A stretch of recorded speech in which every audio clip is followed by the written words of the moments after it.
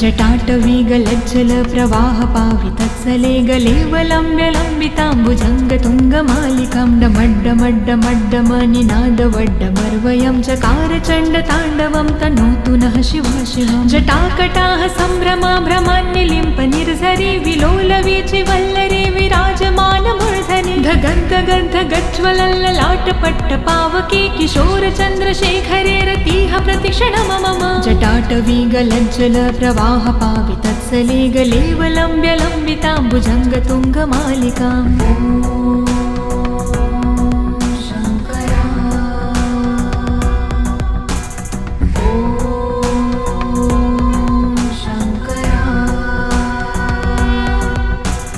धराधरेन्द्रनन्दिनी विलासबन्धुबन्धुरसुराद्रिगन्धसन्तति प्रमोदमान मानसे कृपाकटाक्षधारिणी निरुद्ध दुर्धरापदे कवचदिगम्बरे मनो विनोदमेतु वस्तुनि जटाभुजङ्गपिङ्गल स्फुरत्फणामणि प्रभा कदम्ब कुङ्कुमाद्रव प्रलिप्तदिग्वधूमुखे मदान्धसिन्धुरस्फुरत्वगुत्तरीय मेदुरे मनो विनोदधुत्तं बिम्भर्तु भूतभर्तरे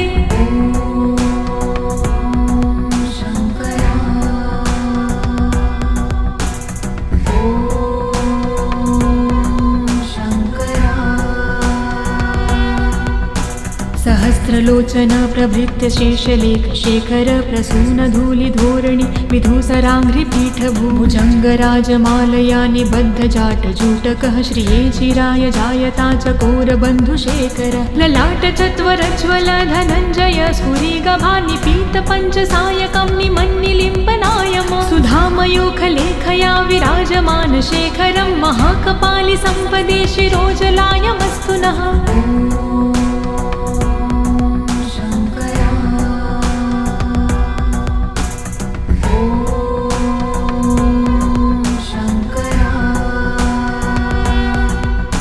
करालभालपट्टिकाधगद्धगद्धगज्वल धनञ्जयाधरीकृत प्रचण्ड पञ्चसायके धराधरेन्द्रनन्दिनी कुचाग्रचित्रपत्रक प्रकल्पनैकशिल्पिनी त्रिलोचने मते मम नवीनमेघमण्डली निरुद्ध दुर्धरस्फुरत् कहोनिशीथिनी तमः प्रबन्धबन्धुकन्धरः निलम्पि निर्झरीधरस्तनोतु कृत्तिसिन्धुरः कलानिधानबन्धुरः श्रियं जगन्धधुरधरः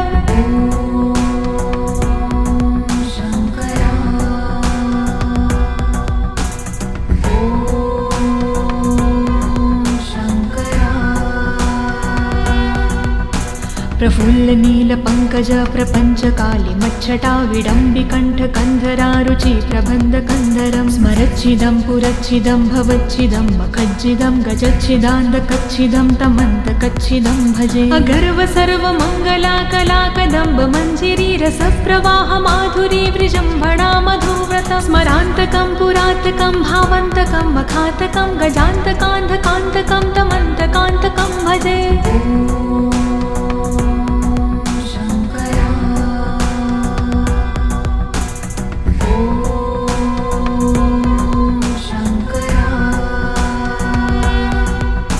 जयद्वद ब्रवीभ्रम भ्रमद्द जङ्गमस्फुर धगद्धगद्विनिर्गमत्करालबालहव्यव धिमिद्धिमिद्धिमिन्मृदङ्गतुङ्गमङ्गलं ध्वनिक्रम प्रवर्तित प्रचण्डताण्डव शिव दृशाद्विचित्रतल्पयोर्भुजङ्गमौक्तिकं स्रजो गरिष्ठरत्नलोष्टयो सह द्विपक्षपाक्षयो त्रिणारविन्दचक्षुषो प्रजामहिन्महेन्द्रयो समं प्रवर्तयन्मनः कदा सदा शिवं भजे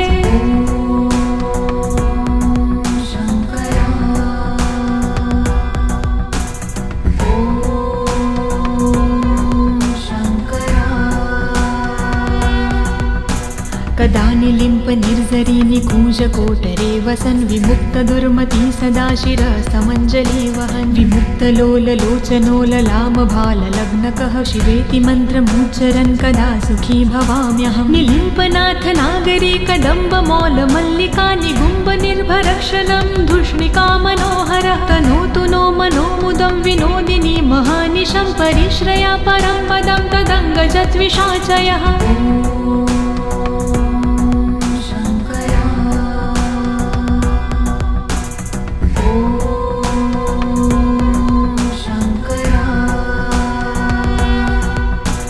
प्रचण्ड वाडवानल प्रभाशुभ प्रचारिणी महाष्टिसिद्धकामिनी जनावहूत जल्पना विमुक्तवामलोचनो विवाहकालिकध्वनि शिवेति मन्त्रभूषगो जगज्जयाय जायता इमं हि नित्यमेव मुक्तमुत्तमोत्तं स्तवं पठन् स्मरन् ब्रुवन्नरो विशुद्धमेति सन्ततं हरे गुरोसु भक्तिमाशु याति नायशागति विमोहनं हि देहनातु शङ्करस्य चिन्तनम्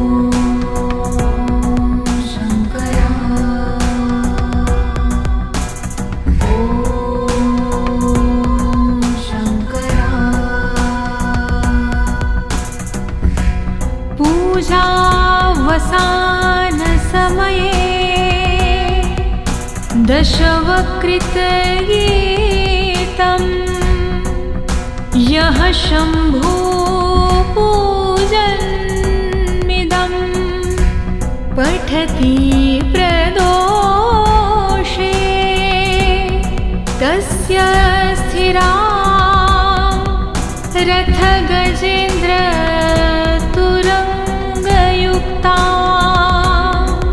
लक्ष्मी सदैव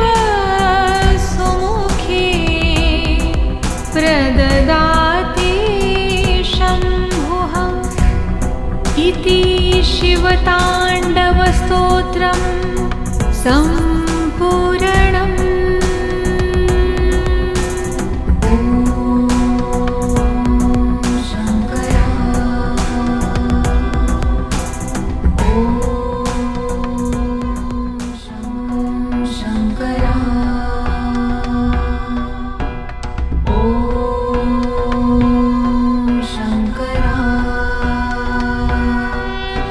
जटाटवीगलज्जल प्रवाह पावितत्सले गलेवलम्ब्यलम्बिताम्बुजङ्गतुङ्गमालिकां डमड्डमड्डमड्डमनिनादवड्डमर्वयं चकार चण्डताण्डवं तनोतु नः शिवा शिवं जटाकटाः सम्भ्रमा भ्रमान्यलिम्प निर्झरि विलोलवीचि वल्लरे विराजमानमूर्धनि धगद्धगद्धगज्ज्वलल्ललाटपट्टपावके किशोरचन्द्रशेखरे रतिः प्रतिक्षणं मम जटाटवीगलज्जल प्रवाह पावितत्सले गलेवलम्ब्यलम्बिताम्बुजङ्गतुङ्गमालिकाम्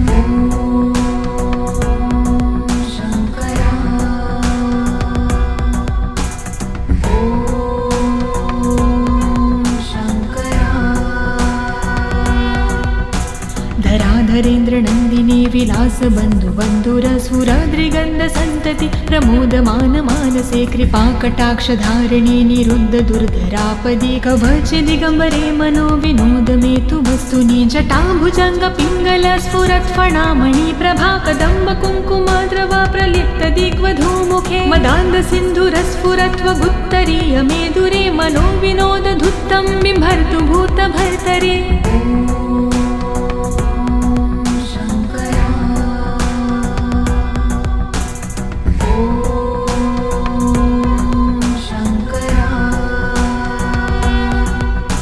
सहस्रलोचन प्रभृत्य शेषलेख शेखर प्रसून धूलिधोरणि विधूसराङ्घ्रिपीठ भुजङ्गराजमालया निबद्ध जाटजूटकः श्रिये चिराय जायता चकोरबन्धुशेखर ललाट चत्वरज्वल धनञ्जय स्फुरिगभानिपीत पञ्चसायकं निमन्निलिम्बनायम सुधामयोखलेखया विराजमान शेखरं महाकपालि सम्पदे शिरोजलायमस्तु नः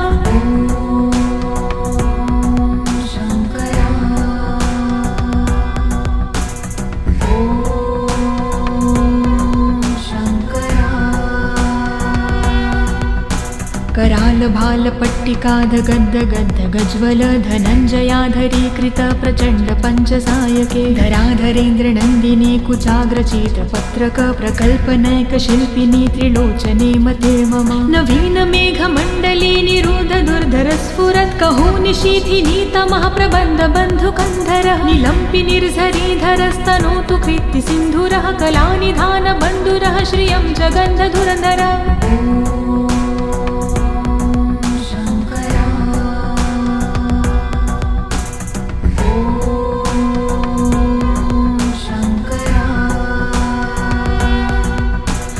प्रफुल्लनीलपङ्कज प्रपञ्चकाली मच्छटा विडम्बिकण्ठकन्धरारुचि प्रबन्धकन्धरं स्मरच्छिदं पुरच्छिदं भवच्छिदं मखज्जिदं गजच्छिदान्धकच्छिदं तमन्तकच्छिदं भजे अगर्व सर्वमङ्गला कलाकदम्ब मञ्जिरी रसप्रवाह माधुरी वृजम्भणा मधुव्रत स्मरान्तकं पुरान्तकं भावन्तकं मखान्तकं गजान्तकान्धकान्तकं तमन्तकान्तकं भजे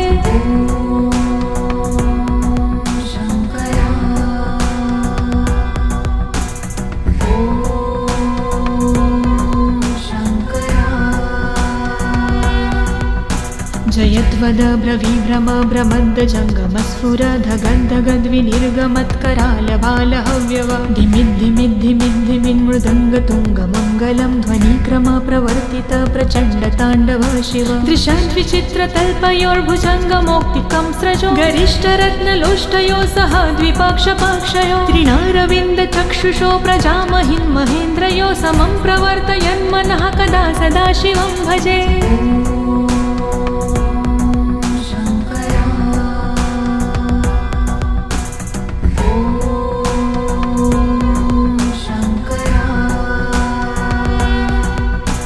कदा निलिम्प निर्झरी निकूजकोटरे वसन् विमुक्तदुर्मती सदा शिरसमञ्जली वहन् विमुक्तलोललोचनो ललामभाललग्नकः शिवेति मन्त्रमुच्चरन् कदा सुखी भवाम्यहं निलिम्पनाथ नागरी कदम्बमौलमल्लिका निगुम्ब निर्भरक्षलं धूष्णिका मनोहरः तनोतु नो मनोमुदं विनोदिनी महानिशं परिश्रया परं पदं तदङ्गजद्विषाचयः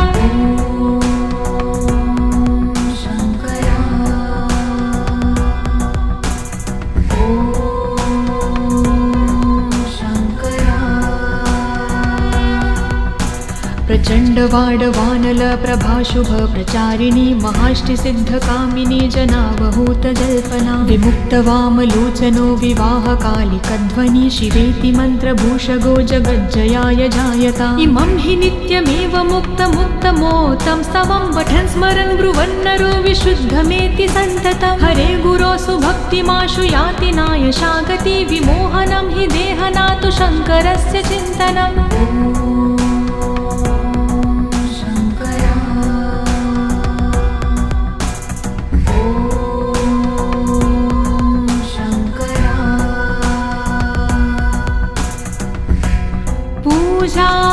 पूजावसान समये दशवक्रि